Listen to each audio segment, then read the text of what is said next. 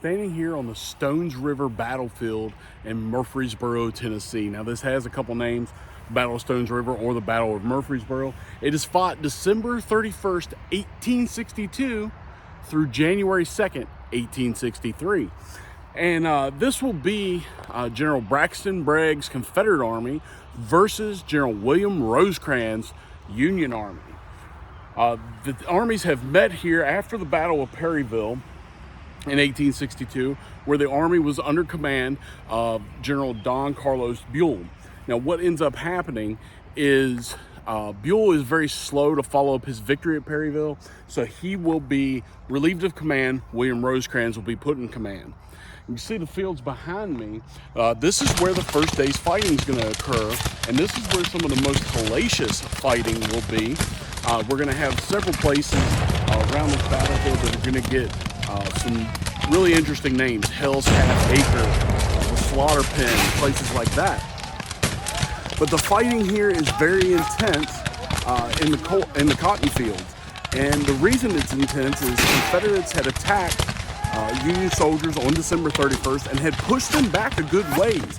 But by the afternoon, out here in these fields, the Union soldiers have a good defensive position set up, and they're able to rake across the fields with cannon. At one point, cannons will be set up hub to hub with about 50 cannons. But what happens on that first day is that the Confederates will charge across those fields, and they will be raked by those Federal cannons. Those Federal cannons will be able to let the Union infantry regain a hold on a defensive position, and the Union troops will be able to hold this area on December 31st. By January 1st, the armies are kind of trying to fill each other out. There's not much battle going on, as they'll be moving around here and there. Rosecrans is going to put his men in a more advantageous position on January 2nd. Bragg, seeing this, is going to order an attack at about 4 o'clock in the afternoon. The biggest problem is the Confederate command has really started to fall apart.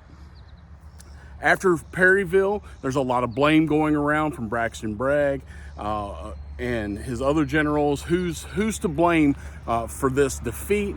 And it carries on here to Stones River or Murfreesboro, as attacks cannot be coordinated the way they should have been, which hurts the Confederates on day one. As I said, January 1st, it's a lot of movement, but January 2nd, the Confederates will attack again, and they will hit hard. There will be hand-to-hand combat. Breckinridge's troops, John Breckinridge, former Vice President of the United States, will be leading troops here at Stones River, and this will become hell on earth for these men.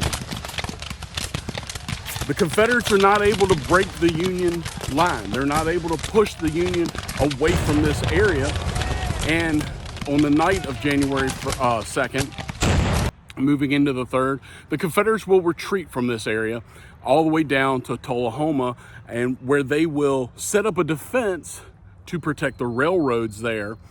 This will become a Union victory. On top of that, January 1st, while this battle is happening, December 31st through January 2nd, the Emancipation Proclamation will come into effect in the United States, and those states that are in rebellion. So lots of history happening, lots of interesting stuff happening as we have a winter battle happening right here in Tennessee.